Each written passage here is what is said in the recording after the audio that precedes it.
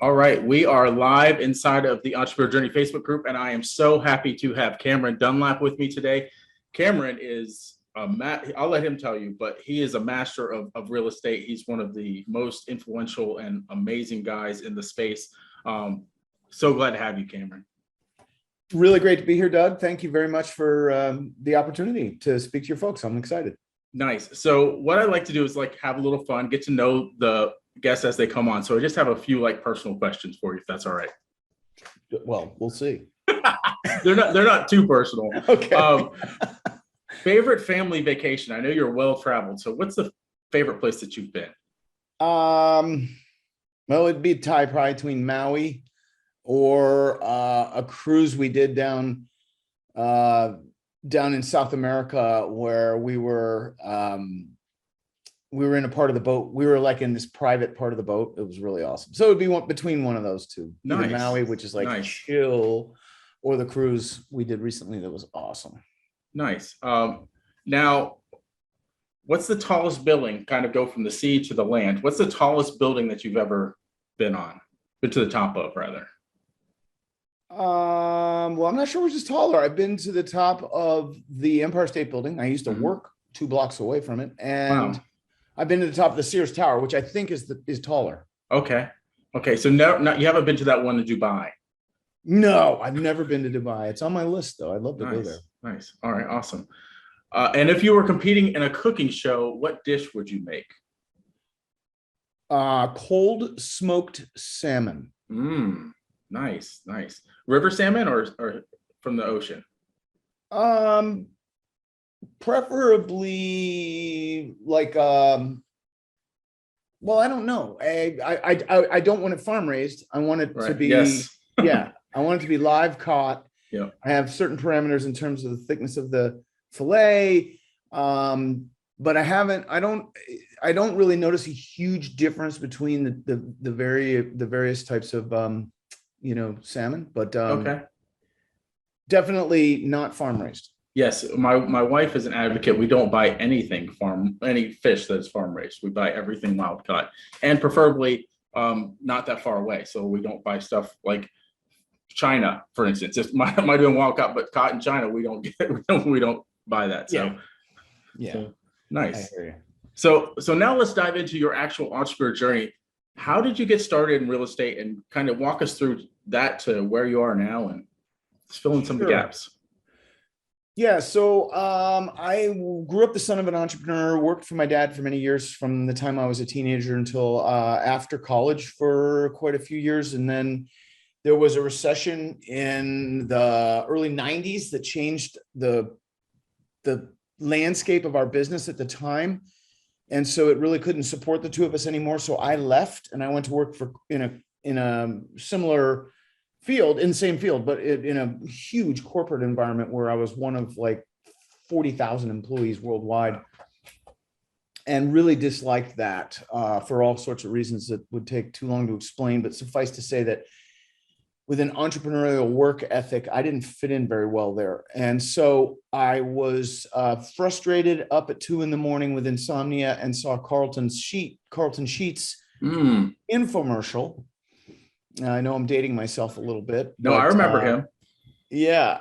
And so I bought the program. And in 1993, I quit my job, got married, and moved 1,000 miles from Connecticut, where I'd grown up, to Florida, and went into the business of real estate full time. So it's quite a number of years ago now. And it's amazing if you can maintain some level of focus, in my case, a high level of focus, and you continue to do something until you get really good at it, great things happen. The problem I've discovered, or I've observed, is that people tend to get distracted by a shiny object, some other opportunity that takes them off on a tangent. And the next thing you know, their career, their lives have passed them by, and they have really nothing to show for it because they've been so busy chasing a cat until they saw a squirrel, Yeah.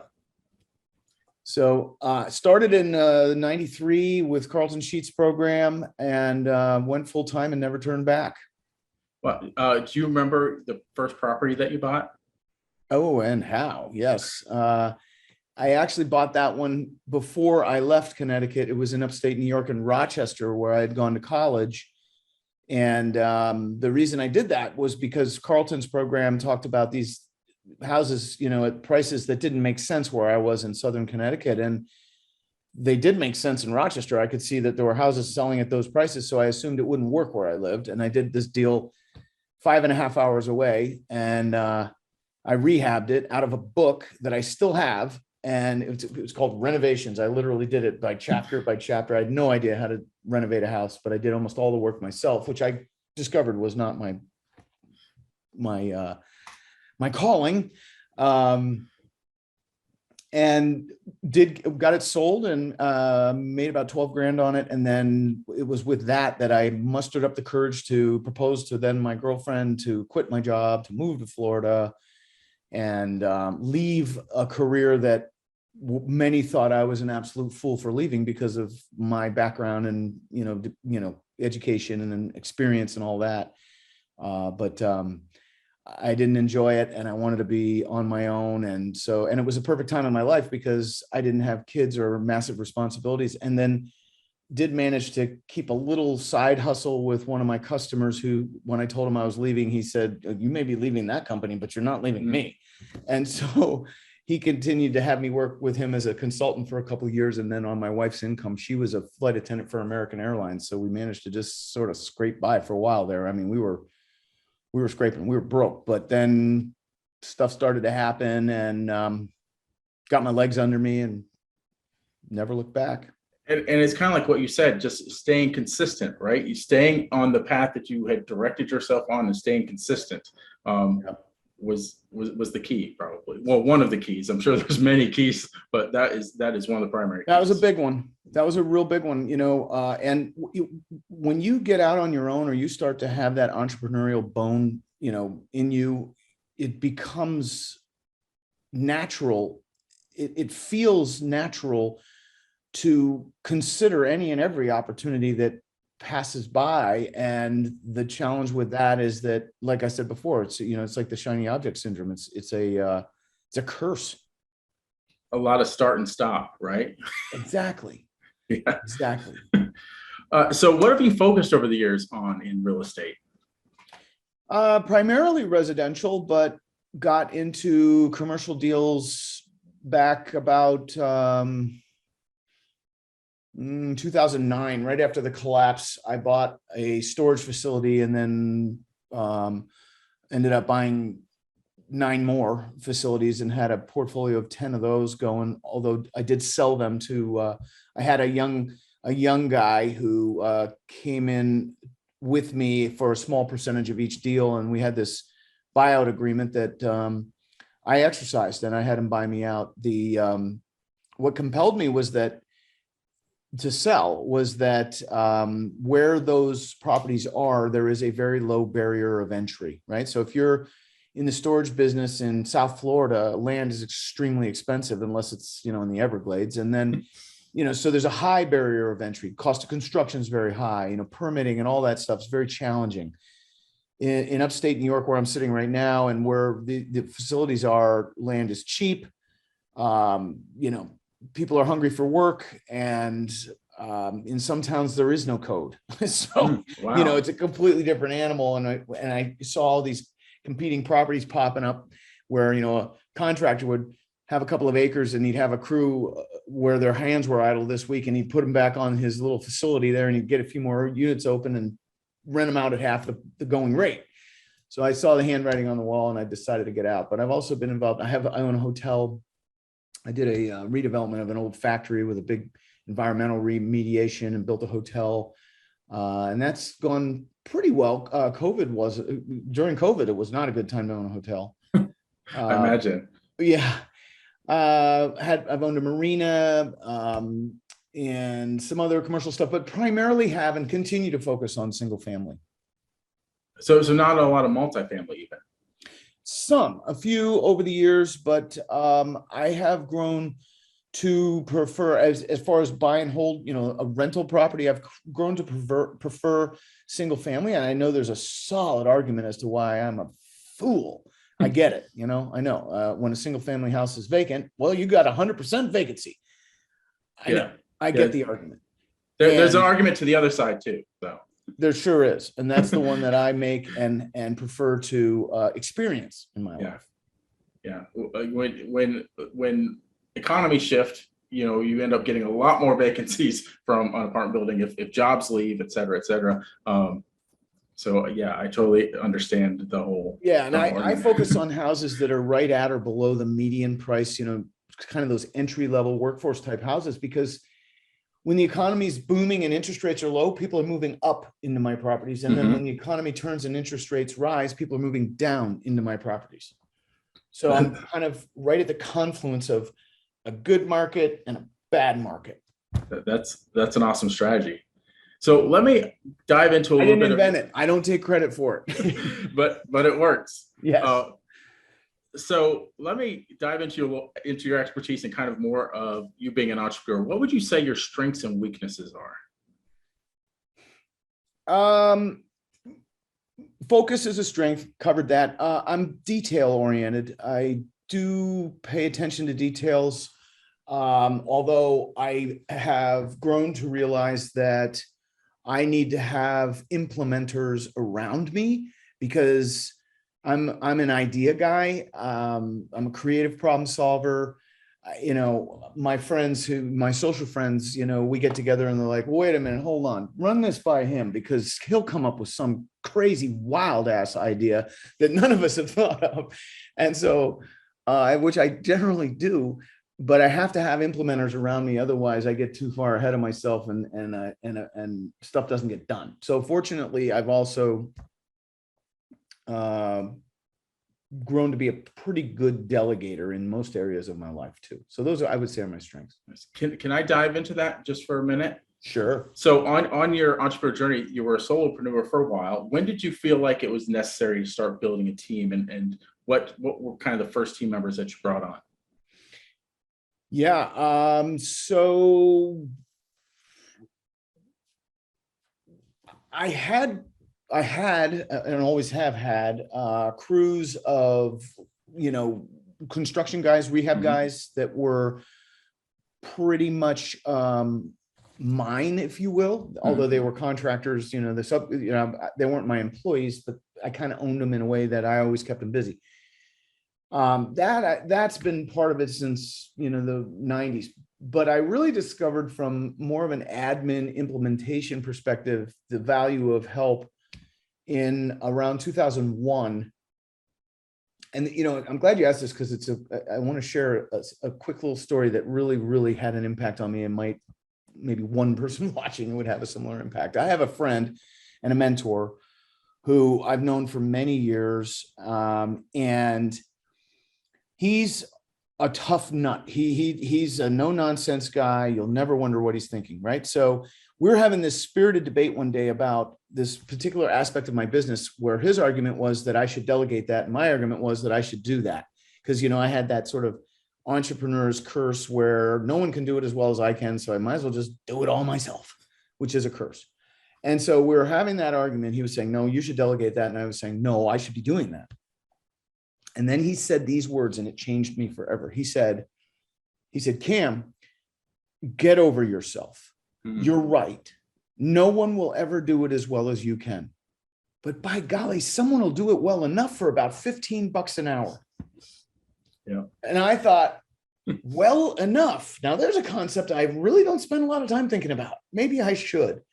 And it was like a light bulb went on in my head, and all of a sudden my business just started to grow. And it started with one person who really was a executive assistant type role, where I went to a temp company and hired her out of fear that I would hire somebody I don't like and then not be able to fire them because I'd feel so bad about it, this way the temp company would do it. And it turned out she was amazing. And then I ended up hiring her away from them, which was expensive, but worth it. And I also remember, making a list, right? All the things that I thought, okay, this person could do these things. And that list had, 4, 5, 6 things on it. And so when she started, I started easing her into this stuff. And I kept adding to the list and adding to the list and adding to the list. And eventually she got to a place where she was like, she cried uncle. She was like, stop, leave it at this for now. Let me. And because I realized how much of what I was doing, I really didn't care for much. And it wasn't the best use of my time and talents. So it was a real eye opener for me. And I've never looked back. And I've got, a big team of people now. Nice. Yeah, I had something similar happen in my business where I had an employee that I just kept piling the next thing on and the next thing on. And they also were like, I think I'm at capacity. I think you need that. But then that gives you the opportunity to go out and find specialists in each one of those areas, right? Exactly. So yeah, yep. It's pretty awesome. So let's get into real estate a little bit. What advice would you give someone who's just getting into real estate but doesn't know how to get funding or find money? Yeah, that's, if you don't feel confident in your ability to source the funding, you might not ever even make an offer to buy.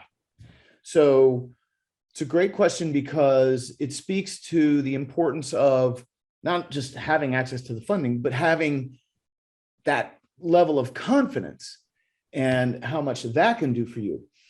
So for me, my journey was basically started with a couple of money partners one who I knew well, who I didn't feel uncomfortable asking, and who is texting me right now. Nice. Who I wasn't uncomfortable asking.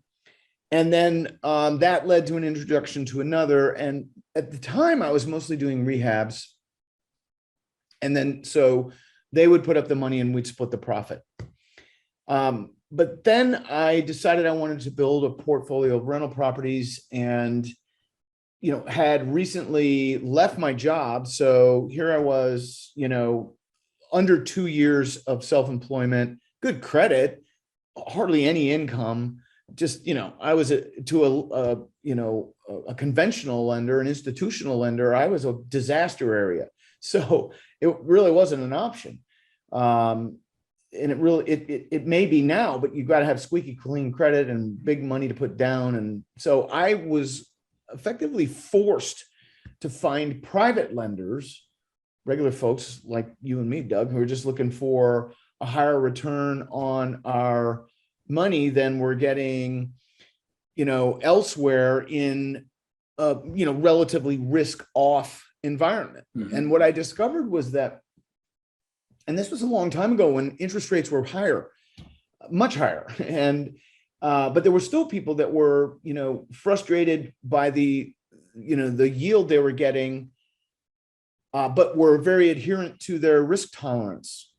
Mm-hmm. So in other words, like today, if you think about it, there's all kinds of people out there that are frightened to death of the stock market. I mean, as we speak right now, it's scary.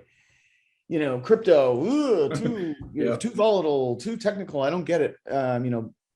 And what else is there really? I mean, there's bonds, they return nothing. There's munis, okay, they return a little something, but there are cities that have gone bankrupt. So, if you're in a very risk adverse place in your life and you have assets that are yielding you basically nothing, that's a tough place to be. And I discovered that a long time ago, and it actually got more favorable for us as investors, the borrowers, as rates went down. Now we've been in a period of, 10, 12, whatever, 15 years of super low rates. And so I discovered that with private lenders, they need us more than we need them. And as soon as I had that realization, all the way into my fiber, now I was articulating myself in a way, not like cocky or arrogant or something like that. That's not what I mean, but just where I clearly understood that there was a real exchange of value here. And it wasn't just me needing the money and therefore feeling like I had to, give up the farm. And so one of the things I've tried to do is help people sort of have that same realization where there's an exchange of value here that is two-way, where I think most people who don't have the money and need it, they think it's one way, where they're the ones receiving all the value, so they have to give up way too much, and you don't.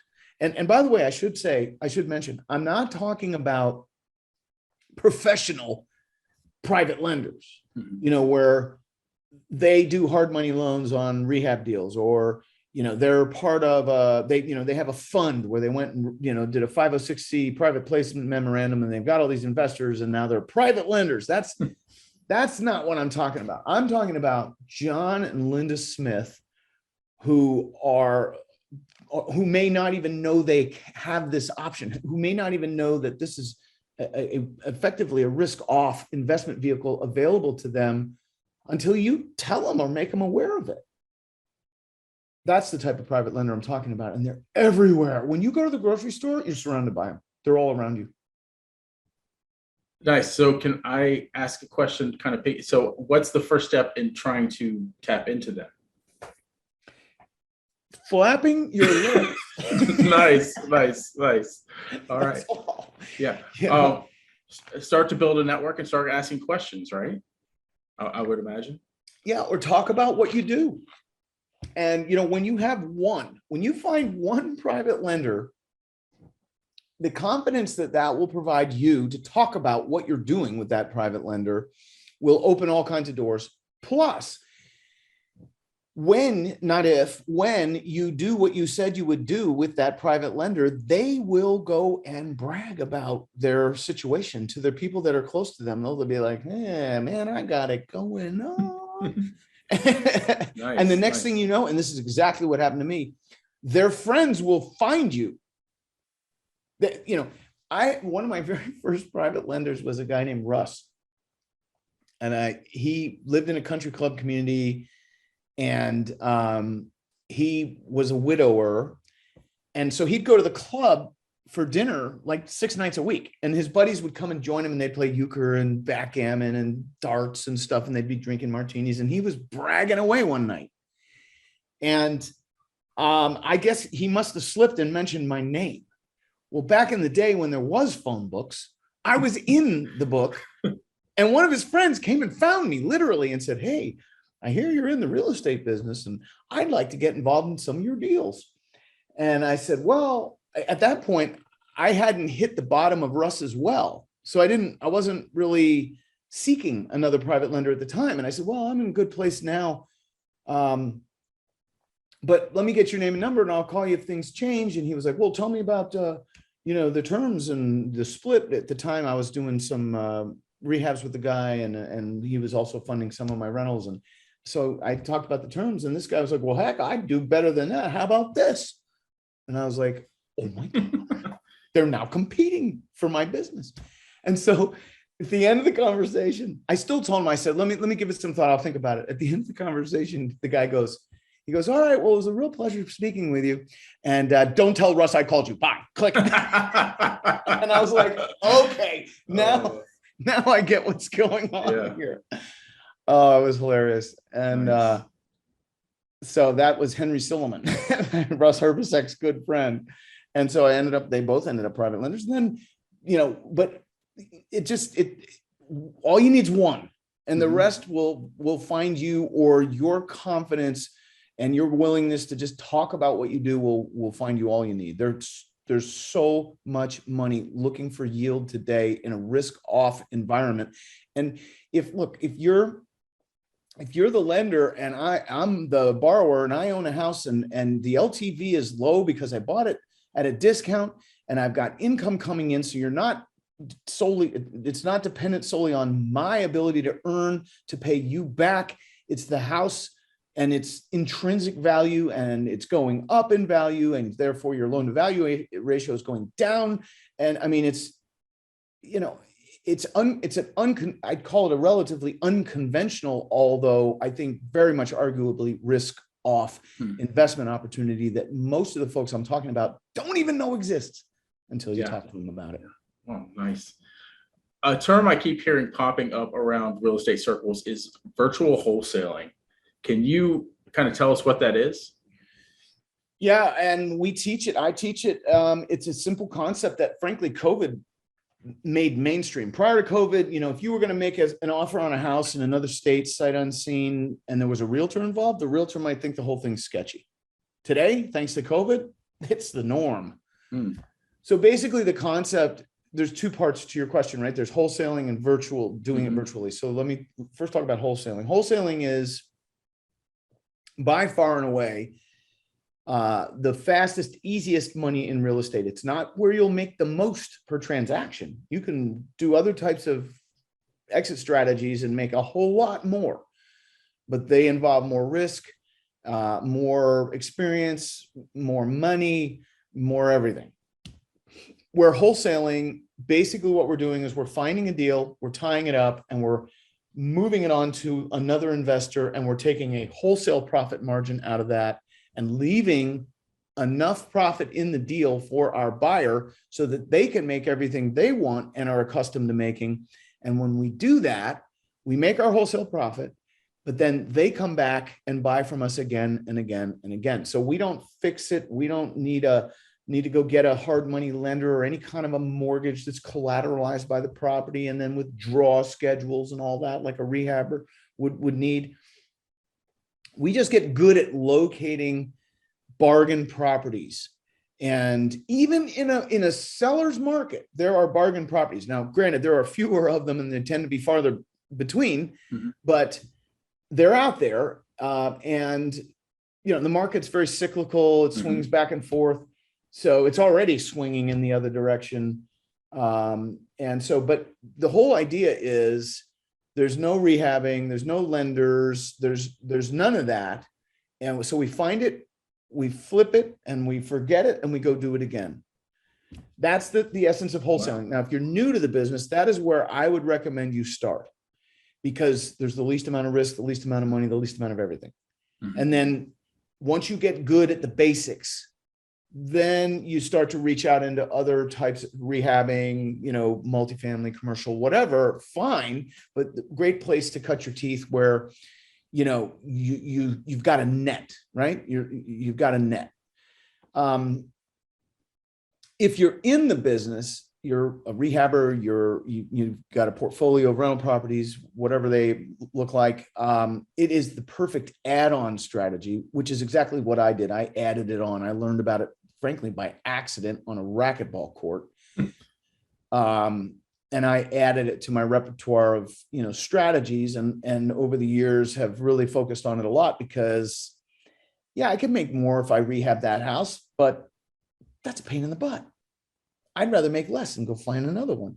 Now, it is a grind. So there's no real leverage in it until you grow your organization. And now you got an acquisitionist or two. And so you're not doing, it's not, you can easily grow that beyond a solopreneur type business, but it is a grind because there's very little leverage in it. In other words, you stop the wheel and you stop earning. Okay. But the real winning strategy is you use wholesaling to generate the money that you put into the rental properties that are those that provide that passive income and help you to build a legacy.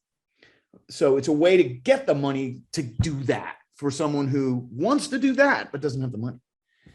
Nice. The virtual component of it is where you look at properties beyond your backyard. So you operate remotely.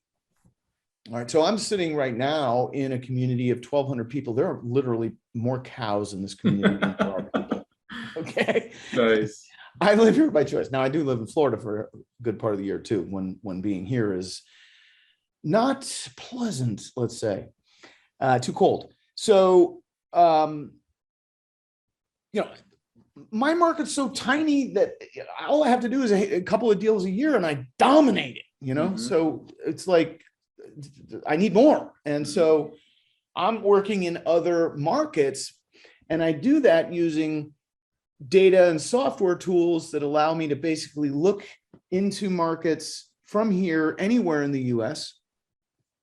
Or if you're outside of the US, you can do the same using the tools and invest here in the US. We have many customers that are, outside of the US, Canadian, Western Europe, England, Scotland, Ireland, Germany, France, Israel, not so west.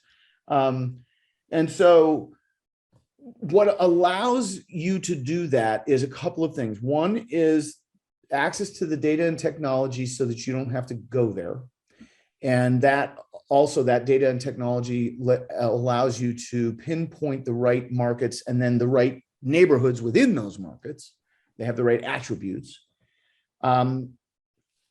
Access to the funding, some sort of boots on the ground. So you need a little help there. So maybe a virtual assistant, a bird dog of sorts, a property and house scout, property inspection person who goes and takes you on a FaceTime tour through the house. And now you do your negotiating on the phone or on a Zoom meeting like we are now. And you make your offer, you use DocuSign so that you're not scanning and printing and depending on seller's ability to do that. And then we're not rehabbing virtually. That takes some real intestinal fortitude. We're just wholesaling these houses to buyers in that market. And we become sort of like tactical, animals where we can drill into a market and find a good deal and negotiate it on the phone or by Zoom like this, and then flip it to another investor in that market who's happy to pay what we're asking because we've left more than enough on the table for them.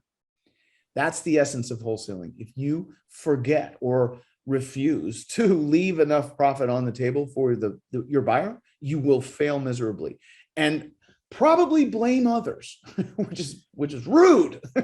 So I have a couple of questions to piggyback on what you just said. So Sure. Is there a normal ratio from the wholesaler and the buyer for percentage wise, or is it just negotiated? Let's say 60-40, like what is the split normally?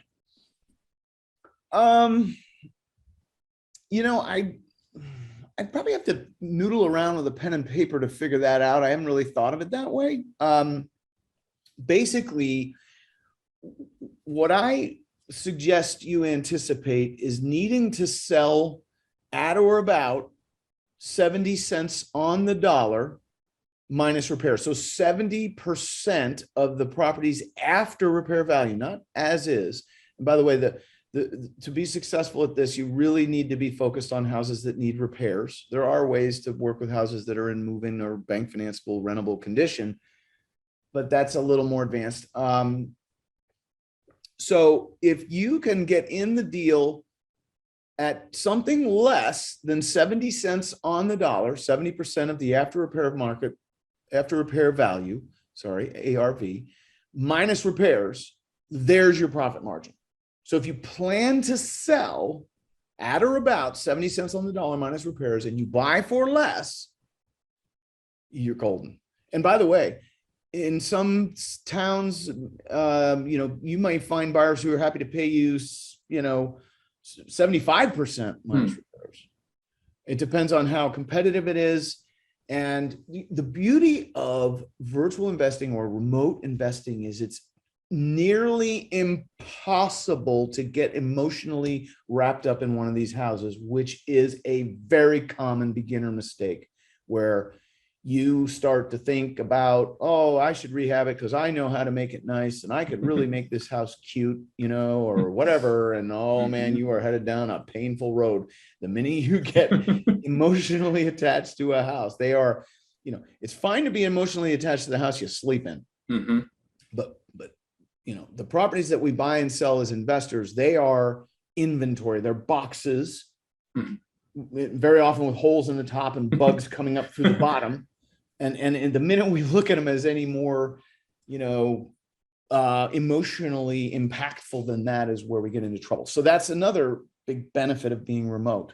And again, to bring it full circle, COVID really made it mainstream, where you might have run into a realtor who thought you were full of BS or sketchy if you were going to make an offer on a house sight unseen prior to COVID.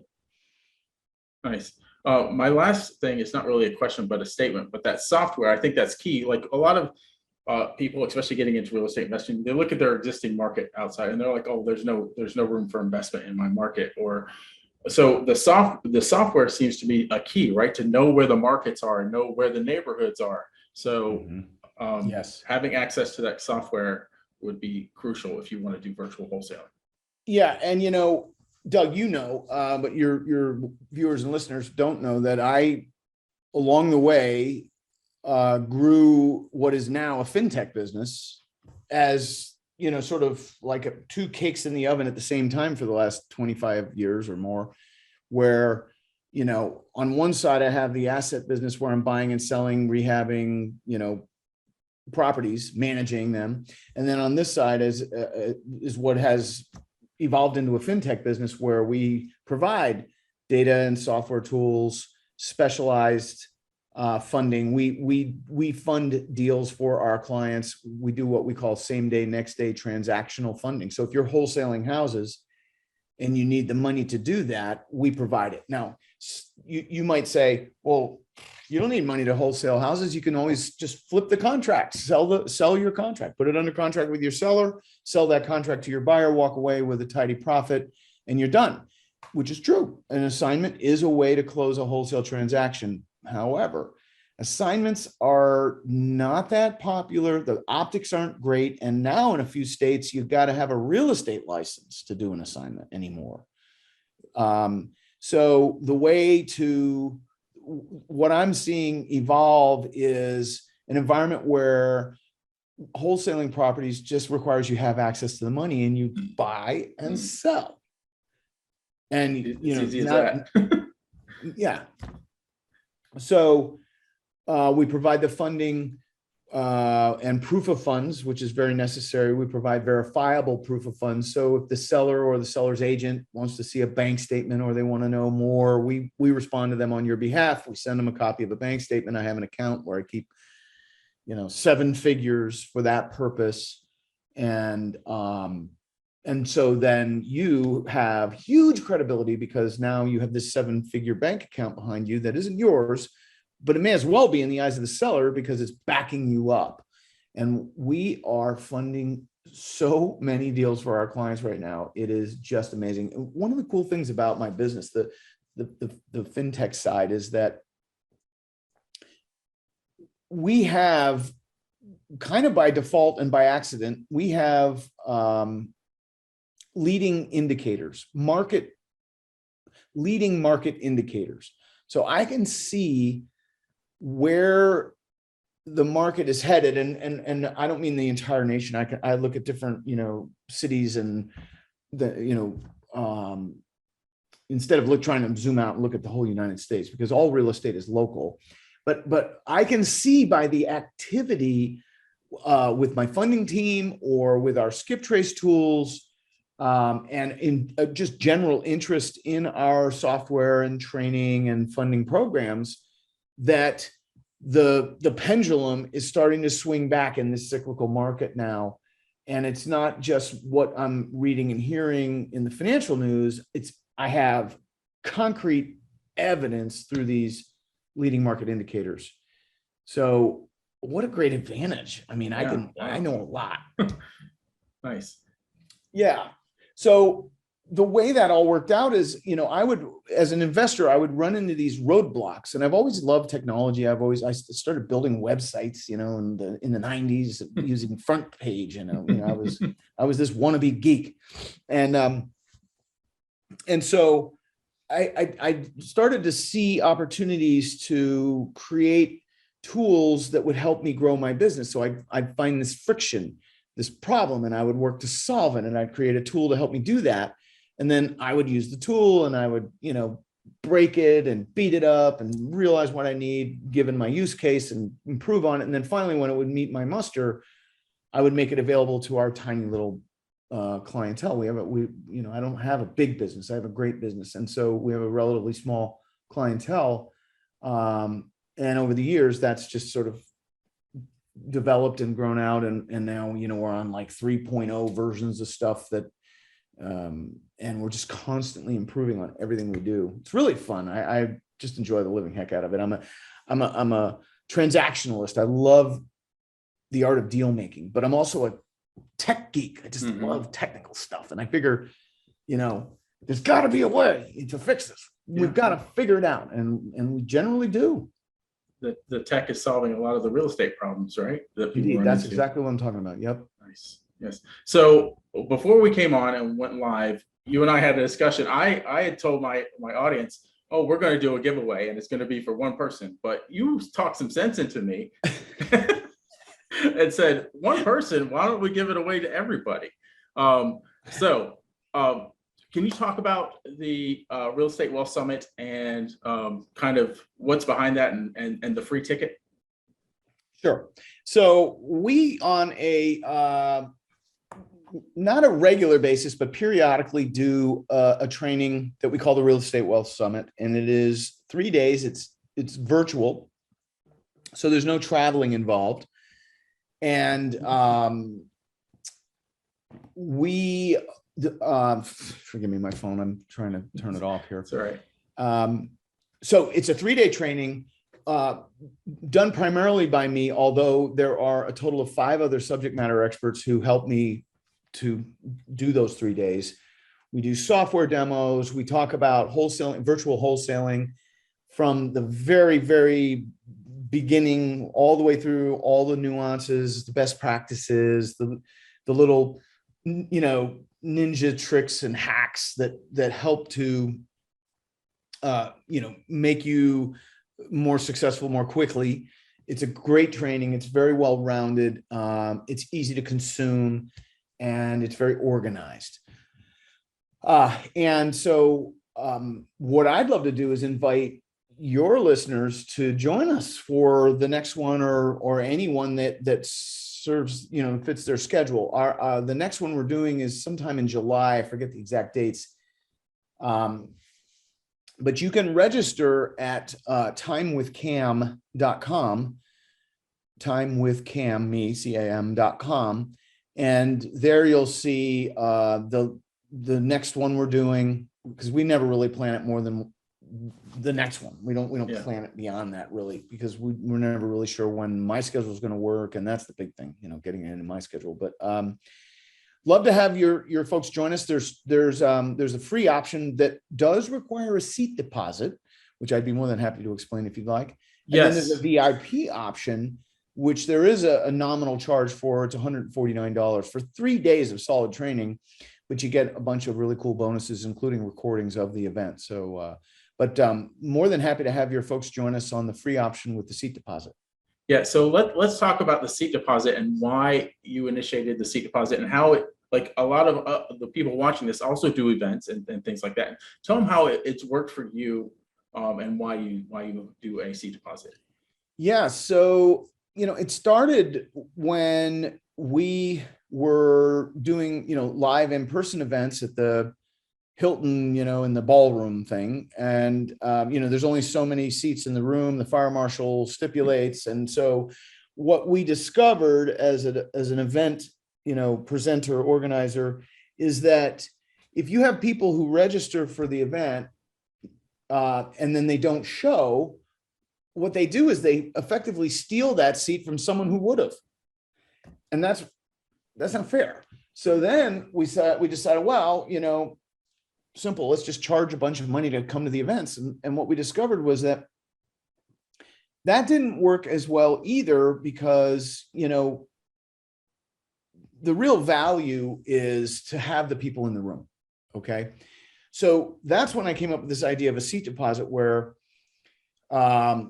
you put up, $50, $100, whatever it is. And then when you attend, you get that back.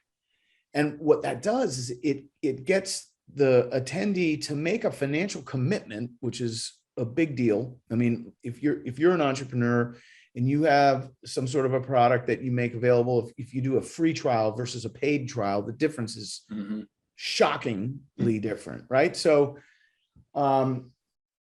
we did this seat deposit thing, and it worked.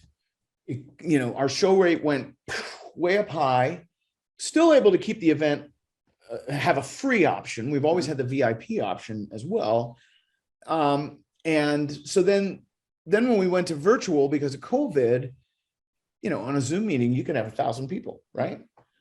Yeah, except that good luck if you're trying to support them during that event. So for example, when you attend our event,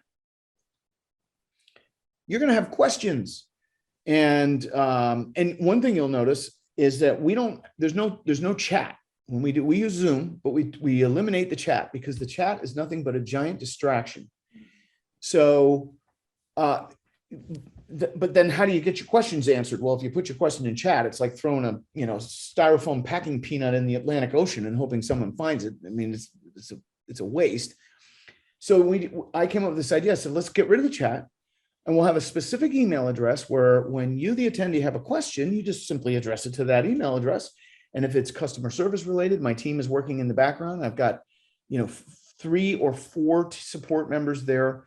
And then if it's a question that's, technical, deal specific, deal related, or relates to a nuance of the content, then they forward that to me through a Google Doc that's live while we're doing this. And they're adding questions to it. And then I take the ones that are meant for me.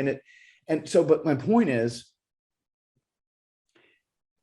we have to limit the number of people that are in these meetings or we can't support them. And I'm not going to have some sort of a meeting where the quality of the support we provide and then the experience you have is diminished.